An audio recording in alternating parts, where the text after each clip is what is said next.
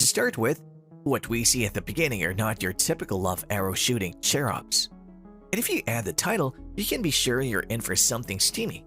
But sadly, there's also the ravaging black sickness everywhere, as a church cathedral painter narrates this tale.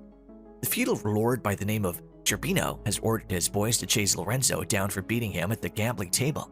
By the way, Lorenzo is a local young man who has a crush on our protagonist. He barely manages to elude them, and trust me, this is more to do with money than with the lady, at least for now. The next morning, Lorenzo makes a stop at Pampinia's house. She's the main female lead and also his crush amongst many other admirers. His friends arrive with a horse so he can skip town as Cherubino's men continue to search for him.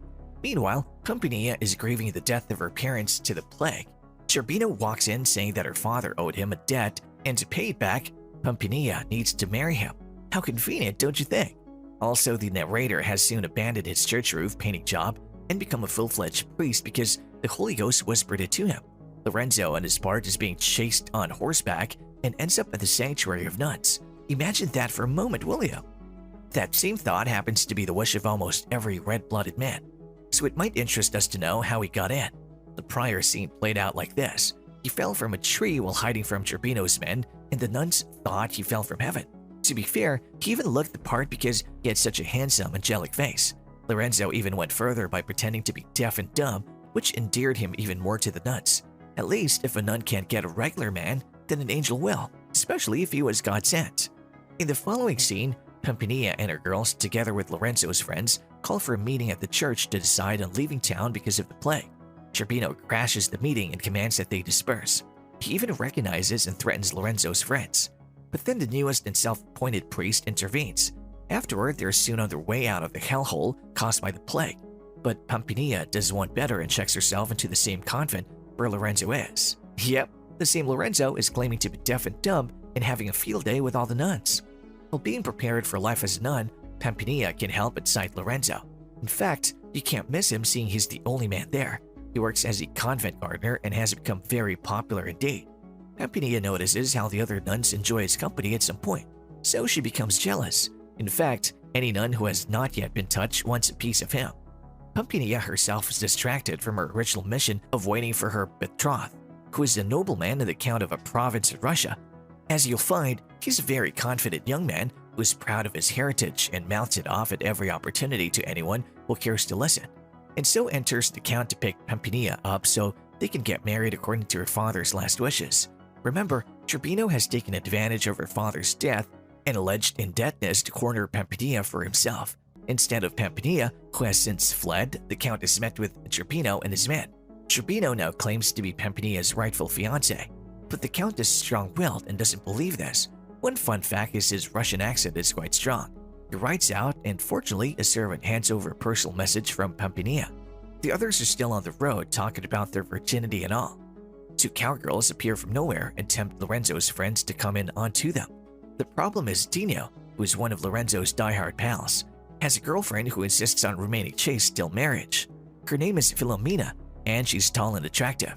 The two young men go to meet the cowgirls, but Philomena eventually catches them red-handed. She's angry that Dino could betray their vow of abstinence. In a different scene, Pampinea refuses to urge to act like the other nuns around Lorenzo, and she makes him know it. Even the head nun cannot resist Lorenzo. Meanwhile, the count is on the way to meet up with Pampinea, but Cherubino and his boys ambush his group. He managed to kill all the count's men, and he narrowly escapes only to bump into Cherubino sometime later. Luckily, the count just so happens to be carrying a gun, which is a rarity in those days. Cherubino sees it and wants one too. Greedy behavior, man. Finally, Pampinea succumbs to temptation. Okay, only partly. She goes over to Lorenzo's room carrying his food, then she blindfolds him and kisses him. Then she promptly goes away. So in addition to pretending to be deaf and dumb, he might as well add being blind to his show. However, Pampinea's actions leave him wanting more, even as he never had the chance to see her true identity.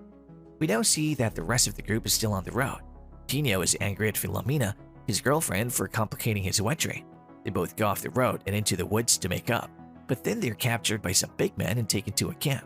Philomena finds Melissa already there, and it seems they've all been taken. Melissa is friends with Pampinea, as is Philomena too. And mind you, the priest has since left on his own beforehand. The leader of these men suggests that the girls will be taken to Africa to work as prostitutes, Melissa will not accept her captivity lying down literally, and so she devises a plan to seduce the leader and to escape. But Melissa's seduction falls short, and so she changes plans. She, with the help of Philomena, goes over to where the rest of the men are. They're both able to convince all the men to take their pants down literally for a chance to be the one to have Philomena for the night. Melissa is then able to steal a bunch of keys and they all escape. The news gets to Pampinea that the Count is in search of her, so she must leave the convent and wants to be married.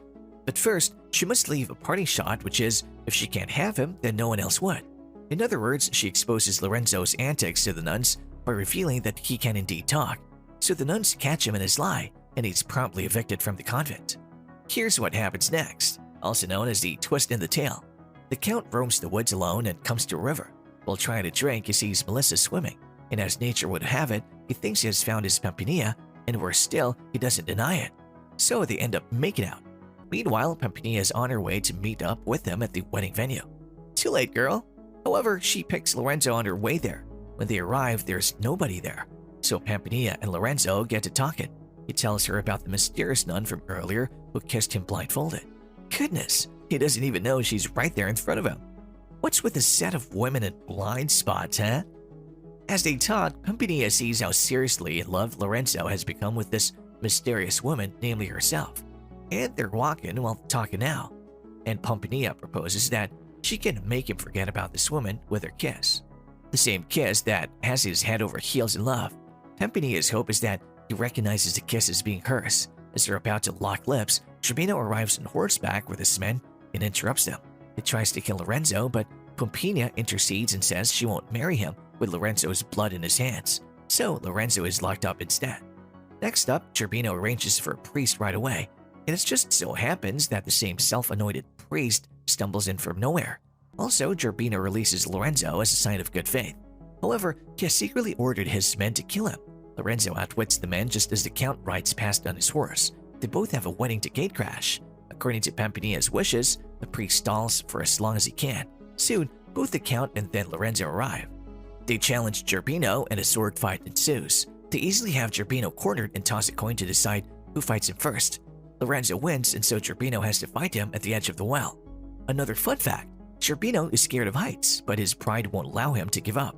So they fight for Pampinea's honor. It's easy to see that Zerbino will lose this one, so he ends up being distracted and falling all the way into the well to his death. Now the Count makes its move on Pampinia, but she uncovers her veil, and the Count thinks she's not Pampinea. At least not the enchantress he met by the river. Suddenly, Melissa appears and the Count declares his love for her. She's a lucky girl because she'll be taken as royalty from henceforth, and other friends of the group arrive too. Meanwhile, Lorenzo has left them to be on his way. Pampinea chases after him and tries to convince him to stay. He insists he has fallen in love with the memory of the mysterious nun's kiss, so Pampinea jugs his memory a little by doing the exact thing that got him hooked in the first place. Now his eyes are open,